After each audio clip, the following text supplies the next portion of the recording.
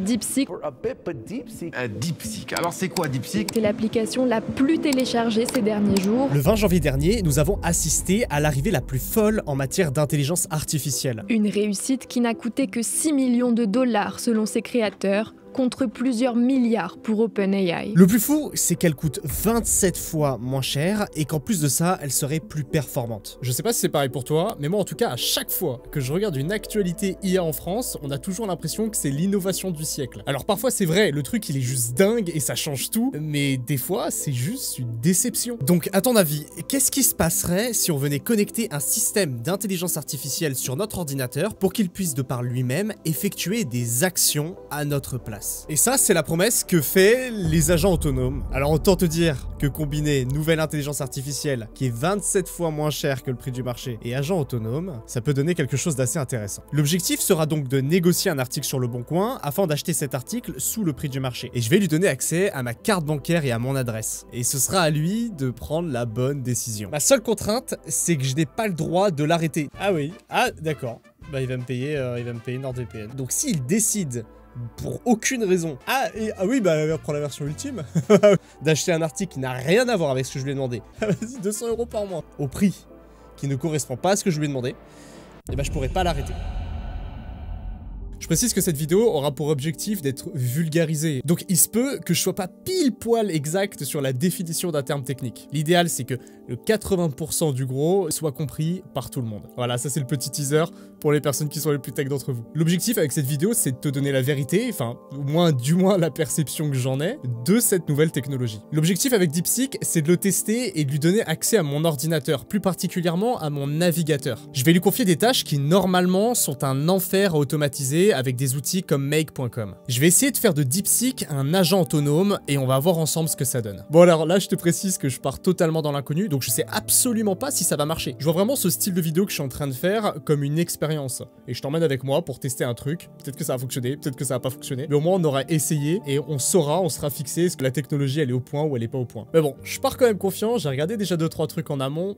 Et je pense qu'il y a moyen de bidouiller 2-3 choses. Alors pour ceux qui me connaissent pas, moi c'est Hugo Buisson, mon travail c'est justement d'automatiser des tâches dans les entreprises. D'ailleurs si tu es une entreprise et que tu souhaites mettre en place de l'automatisation, j'ai un groupe privé où je viens directement t'aider et partager toutes mes stratégies liées à l'automatisation des tâches et à l'intelligence artificielle. Ce groupe il est réservé aux professionnels, donc si tu veux mettre en place de l'automatisation pour te faire gagner du temps, pour scaler ton entreprise et développer ton chiffre d'affaires, ou à la limite pour une reconversion professionnelle, tu es le bienvenu dans ce groupe. Ici, tu auras un accès prioritaire pour me poser n'importe quelle question liée à l'automatisation des tâches et à l'intelligence artificielle, et j'y répondrai avec la plus grande honnêteté. Et si t'as pas le temps de le faire tout seul, tu pourras même trouver des prestataires pour ton projet directement sur la plateforme. Donc je te laisse directement rejoindre mon school qui est dans la description. Le plan est simple. Pour commencer, l'idée c'est de venir installer un outil sur mon ordinateur qui va pouvoir prendre le contrôle de mon navigateur. Pour cette expérience, je vais utiliser Browser Use. C'est une plateforme qui donne à une IA la capacité d'interagir directement avec Internet. Concrètement, cette plateforme permet à des IA de faire tout ce que tu fais toi sur Google. Oui, vraiment tout. Et c'est là qu'une nouvelle notion rentre en jeu. Les agents autonomes. Un agent autonome, c'est une intelligence artificielle qui peut travailler toute seule, sans avoir besoin qu'on lui dise quoi faire à chaque étape. Contrairement à une IA conversationnelle classique qui attend une question et qui procure une réponse, un agent autonome est capable de prendre des décisions, d'agir et même de s'adapter à ce qu'il découvre. Par exemple, si je veux acheter sur Le Bon Coin un micro de la marque Rode et que je veux me faire aider par une intelligence artificielle. Avec la méthode classique, je vais voir l'IA, je mets quelques prompts tout jolis que j'ai trouvés sur Google et sur quelques tutoriels YouTube et il m'explique étape par étape comment faire pour acheter cet article au meilleur prix. Avec la méthode agent autonome, j'ai juste besoin de lui demander d'acheter le micro Rode sur Le Bon Coin au meilleur prix possible. Avant d'installer Browser Use, il faut d'abord télécharger quelques outils qui sont indispensables. D'abord, je dois installer Git. Alors, Git, c'est un outil qui permet de gérer et de suivre l'évolution du code dans un projet. Ensuite, je dois installer UV.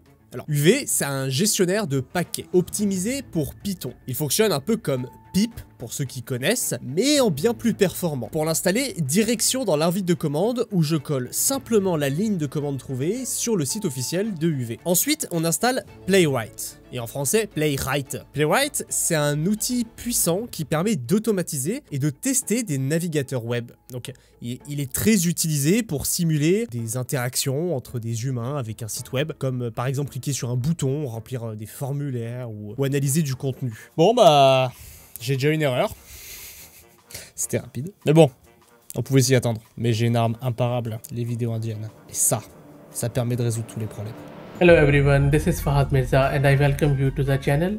In this video, I am going to show you how you can have a graphical user interface on top of browser use. Là encore, comme pour UV, pour installer Playwright, il suffit d'aller dans l'invite de commande et de copier-coller la ligne trouvée sur le site officiel. Maintenant que tous les outils sont en place, on peut passer aux choses sérieuses. Alors pour configurer Browser Use, il faut suivre les instructions sur leur site. Donc tu tapes Browser Use Web UI si tu veux avoir toutes les instructions. Sur le site, il donne vraiment une liste de lignes précises à copier-coller dans l'invite de commande. Une fois toutes les étapes respectées, l'invite de commande nous retourne une URL à ouvrir dans un navigateur et on peut maintenant configurer nos agents autonomes. Bon là, je sais vraiment pas quoi faire. En soi, soit j'héberge DeepSeek directement sur ma machine, donc en local, et ça me coûte rien à utiliser, enfin à part de l'électricité, ou alors soit je fais juste des appels à l'API de DeepSeek, c'est-à-dire que je vais payer pour chaque requête envoyée, mais vu que c'est 27 fois moins cher que chez OpenAI, ça reste quand même dérisoire. C'est-à-dire que pour cette expérience-là, je pense que je m'en sortirais pour 2 €. Dit comme ça, j'essaie d'économiser un café. Ouais. Bon pas le choix, DeepSeek est complètement mort, je peux pas utiliser l'API dans tous les cas. Après, l'intérêt de DeepSeek, c'est que c'est une intelligence artificielle qui est open source. Donc l'objectif, c'est quand même peut-être de l'installer sur mon ordinateur. Dans tous les cas, je peux pas l'utiliser pour le moment. Et je vais peut-être pas attendre une semaine que ça fonctionne. Ça fait déjà 3 jours que l'IA, elle est down. Pour héberger DeepSeek en local, il faut qu'on télécharge un outil qui s'appelle Ollama. C'est un outil qui va permettre d'héberger des IA directement sur mon propre ordinateur. Très classiquement, je vais sur le site internet, je sélectionne Windows et j'appuie sur télécharger comme tu ferais avec n'importe quelle autre application sur Google. J'exécute l'installateur et je n'ai plus qu'à attendre la fin du chargement. Maintenant que Ollama est installé en local, il faut que j'installe DeepSeek. Alors le problème, c'est que DeepSeek, il existe en plusieurs versions et certaines des versions sont plus gourmandes que d'autres. Il faut donc que je me renseigne sur ce qui est le plus adapté pour mon ordinateur. L'objectif est donc de sélectionner le modèle le plus puissant possible que ma machine peut faire fonctionner. Donc pour ça, je fais mes recherches sur internet, je demande à ChatGPT et je me renseigne directement avec les informations que je trouve sur le site officiel de DeepSeek et de Ollama. Donc là j'ai un PC qui coûte 4000 €, je vais voir ce que je peux faire tourner, quel modèle je peux, j'ai déjà regardé le plus gros, clairement je peux pas le faire tourner. Il faut 80 000 € de matos pour faire tourner le plus gros modèle en local.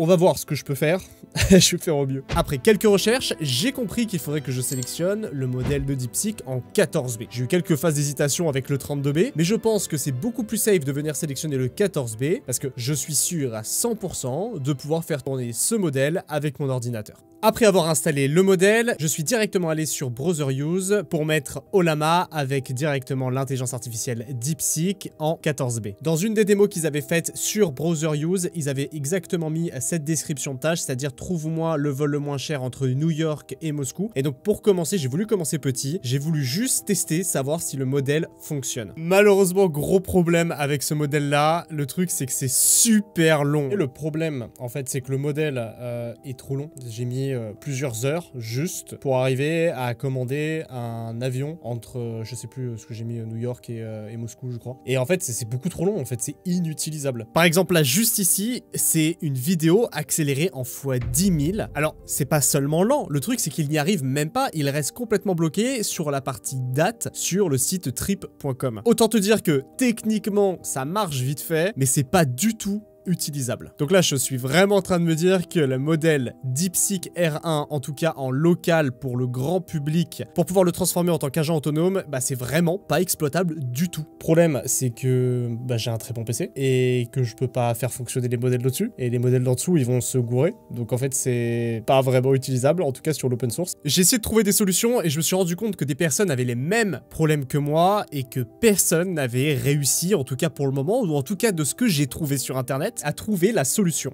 Et alors, tu vois, par exemple, là, j'étais sur l'invite de commande, donc c'est l'endroit ici où je viens gérer toutes les informations de mon petit serveur que j'ai hébergé en local qui est là, juste ici, donc juste derrière. Donc ça, ici, là, par exemple, ça, c'est l'interface browser use où je vais configurer mon agent. Et ça, là, c'est ce qui me permet de voir ce que fait l'agent et qu'est-ce qu'il se dit, pourquoi est-ce qu'il appuie sur tel bouton, etc. Et en fait, on voit que tout le temps, j'ai des erreurs. Et ça se relance à chaque fois. Et c'est un vrai enfer parce que chaque tentative, ça prend plusieurs minutes, voire dizaines de minutes pour certaines. Donc en fait, quand l'agent doit cliquer juste sur un bouton, il va se tromper 3 fois. Sauf que à chaque fois, pour chaque tentative, il va se passer environ 5 à 10 minutes. Donc juste pour cliquer sur un bouton, s'il se trompe 3 fois, je vais mettre 30 minutes à attendre juste pour que ce bouton soit cliqué. Le gros problème, comme vous l'avez vu, je n'ai pas d'API. C'est-à-dire que l'accès au serveur est complètement mort et donc je ne peux pas l'utiliser, je ne peux pas faire les tests. Donc là, on va passer à la phase de test où je vais essayer de voir si je peux y arriver directement avec OpenAI et de voir la différence en espérant que ce soit vachement moins long. Je te ferai aussi un petit retour au niveau du prix que ça m'a coûté avec OpenAI sur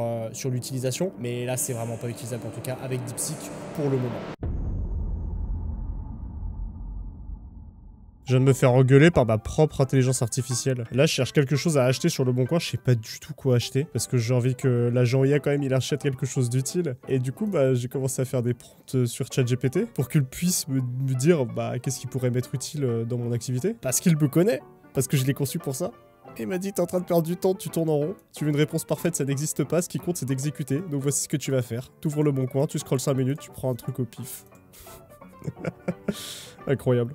Je l'ai bien façonné celui-là. C'est bon, j'ai enfin trouvé ce qu'il devra m'acheter. Je souhaite qu'il m'achète un bras articulé pour tablette. Donc c'est un petit bras articulé qui permet de surélever une tablette et qui se positionne directement sur un bureau. L'objectif de cet agent autonome, c'est qu'il devra envoyer des messages aux annonces qui sont donc des bras articulés pour tablette, dont le prix est supérieur à 20 €. Il devra ensuite négocier pour faire passer le prix en dessous de 20 €. Dès qu'un article est passé en dessous de cette barre, il devra l'acheter. Et je lui ai laissé l'accès, bien évidemment, à ma carte bancaire et à mon adresse pour qu'il puisse le faire en toute autonomie. Mais attention, pour faire ça, il devra aussi vérifier que l'offre n'est pas une arnaque. Parce que j'aimerais quand même pas qu'il envoie mes codes de carte bleue directement par message. Donc il devra vérifier la crédibilité du vendeur, notamment en regardant son nombre d'étoiles, s'il a déjà plusieurs annonces, est-ce que les photos sont de bonne qualité, etc. Maintenant que tout ça est clarifié, on est parti pour le test. Et donc là, l'agent autonome, ce qu'il fait parfaitement, c'est d'aller sur Le Bon Coin. Et là, malheureusement, on active les sécurités de Le Bon Coin. Je suis sûr que tu as déjà dû voir ce type de puzzle ou d'énigme.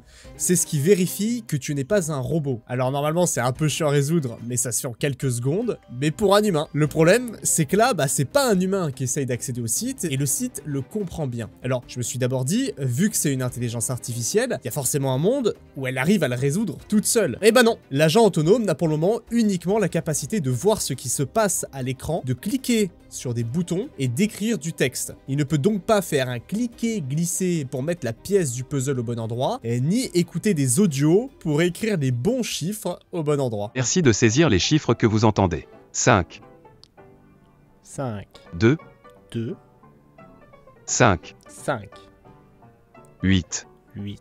Alors, la première piste que j'ai eue pour résoudre ce problème, c'est de modifier mon navigateur. En fait, quand l'agent autonome lance Google, il ne lance pas directement mon navigateur. Il vient lancer une session temporaire. Alors déjà, c'est vraiment pas quelque chose d'idéal, parce qu'en fait, qui dit nouvel utilisateur, dit que je ne suis pas automatiquement connecté à des sites internet comme Le Bon Coin. Donc ça veut dire qu'à chaque fois qu'il devra accéder sur Le Bon Coin, il devra mettre mon identifiant et mon mot de passe. Le mieux, c'est que l'agent interagisse directement avec mon navigateur, pour que dès qu'il arrive sur Le Bon Coin, il est déjà connecté et il n'a plus qu'à faire directement les achats. En plus de ça, je suis persuadé que faire ça, ça rendra mon navigateur moins détectable. Sauf que c'était pas aussi simple. La documentation, elle était pas méga claire sur la façon de forcer l'agent à utiliser mon navigateur. Donc j'avoue que j'ai passé pas mal de temps sur ce problème. C'est bon, ça marche! Incroyable! Waouh, le nombre d'erreurs que j'ai eu juste pour me connecter sur mon navigateur. Mais en attendant, c'est bon, c'est réglé. Maintenant, on avance. L'agent IA déjà permet de faire déjà plusieurs actions sur l'ordinateur, mais j'arrive toujours pas à passer les sécurités des captchas. Par contre, j'ai plus à me connecter à chaque fois sur chaque site. Et ça, c'est quand même vachement cool. Et pour ceux qui se demandent pourquoi est-ce que tu passes pas le captcha manuellement, et tu laisses l'agent faire tout le reste. En fait, je veux pas faire ça, parce qu'on perd tout l'intérêt de ce qu'est un agent autonome. C'est faire tout ce que ferait un humain sur un navigateur sans l'intervention même de l'humain. Et si j'arrive à trouver le moyen de passer 100% des CAPTCHA sur tous les sites, j'arriverai à faire en sorte que cela devienne vraiment des agents autonomes. Alors mon plan, ça a été d'utiliser des solutions, en fait il y a des extensions qui permettent de passer automatiquement les CAPTCHA. Alors faut payer un petit montant pour chaque CAPTCHA, c'est de l'ordre de moins d'1 centime par CAPTCHA passé. Le problème c'est que les extensions fonctionnent avec 99% des sites sur internet, mais pas celui de Le Bon Coin. Et je te mets d'ailleurs juste ici ma petite tentative que j'ai faite pour passer les sécurités de Le Bon Coin avec une extension, et comment ça a failli virer au drame. Bon, c'est parti. On va enfin tester cet agent autonome directement sur Le Bon Coin. Donc là, je vais faire run agent et normalement, hop, je vais avoir un navigateur qui va se lancer. Et là, normalement, je dis bien normalement, on arrive sur Le Bon Coin. Et maintenant, on touche plus à rien. Et j'ai été bloqué. C'est pas mal, ça, Liam l'avait pas encore fait. Best VPN service pour accéder à des sites bloqués. Ah, ok, il va me prendre NordVPN. Alors, ouais. Et pourquoi pas. Ah oui, ah d'accord. Bah il va me payer NordVPN. Alors j'ai CyberGhost. Je vais peut-être l'activer.